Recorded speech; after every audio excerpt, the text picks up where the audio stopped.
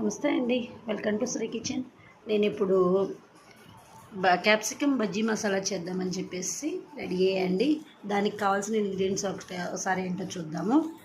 కావాల్సింది ఉల్లిపాయలు, పచ్చిమిరపకాయ, చిన్న ఉల్లిపాయ అండ్ దాంట్లోకి నేను వేయటానికి బూందీ కూడా తీసుకున్నాను. అండ్ అల్లం, వేరుశనగకాయ గుళ్ళు వేయించేసి దాంట్లో కరివేపాకు పెట్టుకున్నా. కావాలంటే కొత్తిమీర కూడా వేసుకోవచ్చు మీరు. ఇలా ఉల్లిపాయలని సన్నగా తరిగి ఇలా పెట్టుకోవాలి. బజ్జీ ముక్కల్ని ఇలా సన్నగా తరుక్కోవాలి.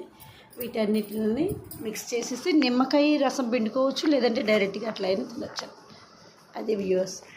ఇప్పుడు దీన్ని చేసే ప్రాసెస్ ఏదో ఒకసారి చూద్దాము. ఆల్రెడీ నేను బజ్జీలు కూరగా చేశాను క్యాప్సికమ్తో. వాటిల్ని తిందామని చెప్పేసి ఇలా మసాలా చేయటానికి ఇవన్నీ మిక్స్ చేసేసేయటానికి. ఇప్పుడు దాంతోపాటు ఇక్కడ నేను చెక్క కూడా మిక్స్ చేసేద్దాము. ధనియాల పొడి, కారం, ఇడ్లీ కారపొడి అండ్ చిన్నులపై కారపొడి వేద్దామని చెప్పేసి నేను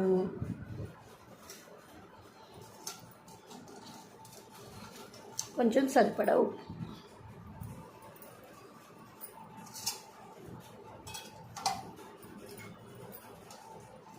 ఇలా స్మాష్ చేసి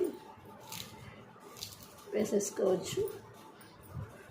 దీంట్లో ఈ 2 కారపొడులు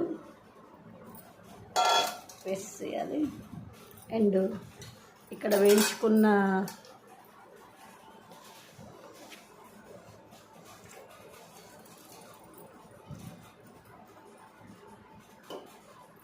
అండ్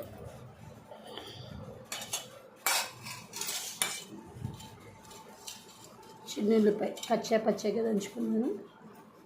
దీన్ని ఇలా కలిపేసేసి దీంట్లో కలిపేయచ్చు.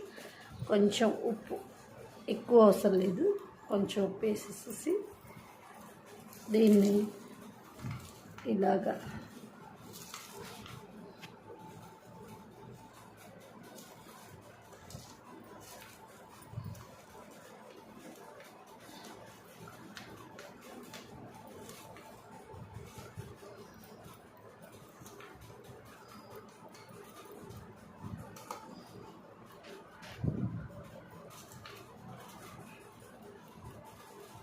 ఇలా కలిపేసేయాలి.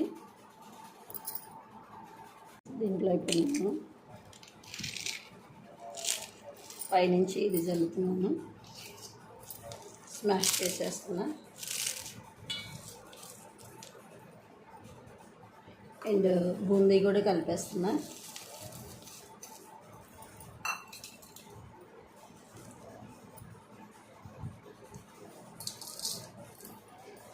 దీంట్లో ఏమైనా కారం చాలకపోతే కొంచెం కారం వేసుకోవచ్చు. ఇడ్లీ కారపొడి అంత ఎక్కువ కారం ఉండదు కాబట్టి దాన్ని ఇంకొంచెం ఎక్కువ వేసుకున్నా పర్వాలేదు.